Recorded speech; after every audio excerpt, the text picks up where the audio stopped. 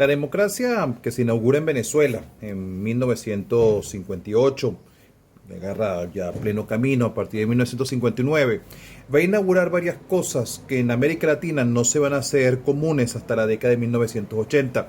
Venezuela juega un papel importante en la democratización de América Latina y eso se ve sobre todo en no solamente en la influencia directa que va a tener la democracia venezolana apoyando movimientos o como referencia, sino también porque sirve de ensayo para algunas cosas que no van a ser comunes en el resto del continente.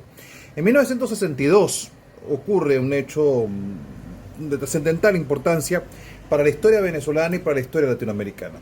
A contravía de lo que ha venido ocurriendo en el resto del continente, y sobre todo en un momento del cual toda la internacional de las espadas, como se les va a llamar a estos dictadores militares que con el objetivo de frenar al comunismo están repartidos por todo el continente.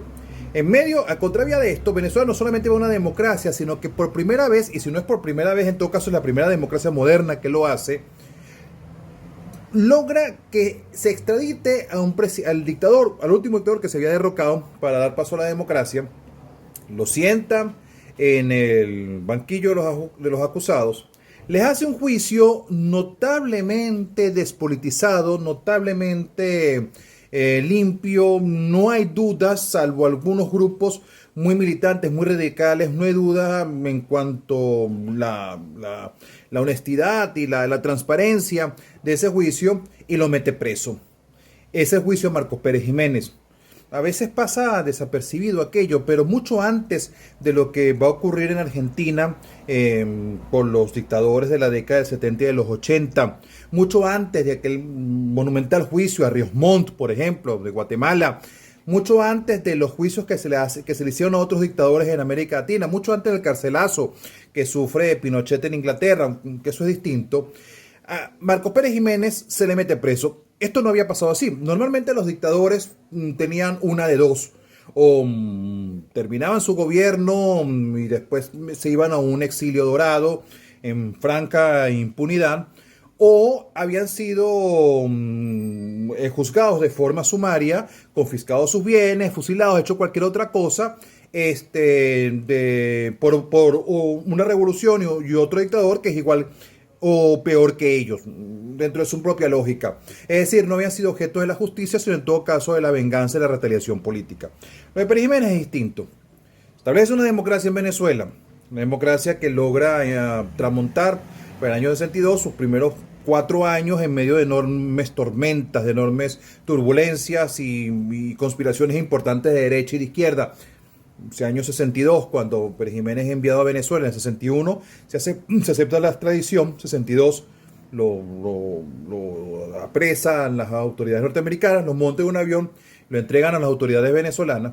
Para ese año 62, bueno, está ocurriendo porteñazo, están ocurriendo otras cosas, hay una ya en expansión conspiración comunista, y eso hace que se desdibuje un poco lo que fue una suerte de gran juicio que cooptó la atención de los venezolanos y de la prensa internacional. Marcos Pérez Jiménez, a diferencia de lo que ha pasado con otros dictadores, no puede vivir un exilio dorado, después lo viviría. Marcos Pérez Jiménez no fue capturado y pasado por las armas. Marcos Pérez Jiménez no se muere en su cama gobernando como Juan Vicente Gómez, que es el sueño de todos los dictadores, pero un sueño que les ha dado muy pocos en realidad. Marcos Pérez Jiménez tiene que rendir cuentas ante la justicia. La razón por la que se le abre un juicio es por peculado. Y los documentos de juicio fueron publicados y no han sido suficientemente estudiados. Es importante hacer una tesis, tanto en derecho como en historia, sobre ese tema. Venezuela, sobre todo dentro de Venezuela, Acción Democrática, y ha hecho un gran esfuerzo para la creación del sistema interamericano de derechos humanos.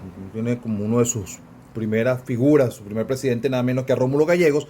Venezuela sigue un camino que va a ser un legado importante y una referencia incluso en jurisprudencia.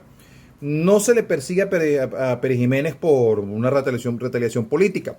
Claro, esto es un juicio que tiene una dimensión política, no vamos tampoco a negar esto, a darle la vuelta a algo que con evidencia está presente. A Pérez Jiménez no se le abre un juicio por cosas de las que todo el mundo habla, pero que no pueden ser probadas. Y eso, por lo menos, no pueden ser probadas en un tribunal inicialmente. La ristra de ejecuciones, de muertos y de torturas que durante su gobierno. Todo el mundo habla de esto, pero bueno, una cosa es que la gente hable, que la gente sepa, y otra muy distinta es que usted tenga un caso que pueda presentar en un tribunal. A Pérez Jiménez lo agarran por peculado. Se le abre un juicio en el 62, ese juicio llega al 62 a Venezuela, está preso Pérez Jiménez en 1962 hasta 1968, cuando el juicio, después de muchísimas dilaciones y complicaciones de carácter jurídico, cuyos intrínculos se nos escapan un poco, es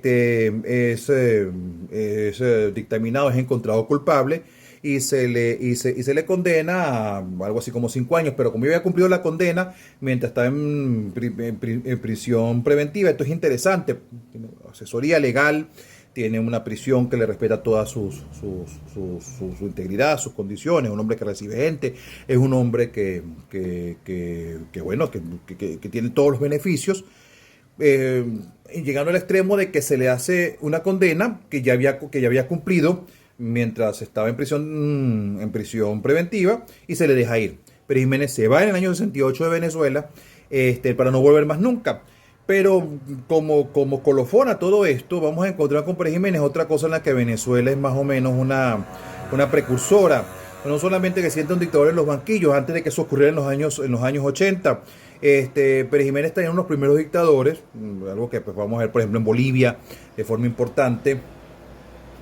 Perón es otra cosa, pero uno puede meterlo allí, pero es otra cosa. Uno de los primeros dictadores que decide armar un partido político, y él se va en el 68 dejando una plataforma política, es decir, que desde la cárcel pudo más o menos ir tendiendo puentes, que es la Cruzada Cívica Nacionalista, que se convierte en un pequeño fenómeno electoral. No es que pudiera haber ganado las elecciones del 68, pero sí creció lo suficiente como para que se haga una enmienda en la Constitución que impide que la Constitución de 61, que impedía que aquellas personas que hayan sido encontradas culpables por un juicio de peculado de otra índole pudieran aspirar a la presidencia. Una reforma que todo el mundo decía que tenía la firma de Marcos Pérez Jiménez, o sea que lograste incluso reagrupar un poco el Pérez Jiménismo.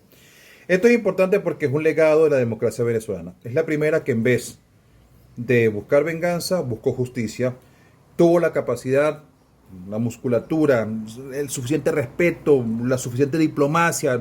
Es una decisión donde abarca muchas cosas, de lograr su extradición y de llevar un juicio y llevar adelante un juicio limpio. Esto es lo que se está recordando el día de hoy.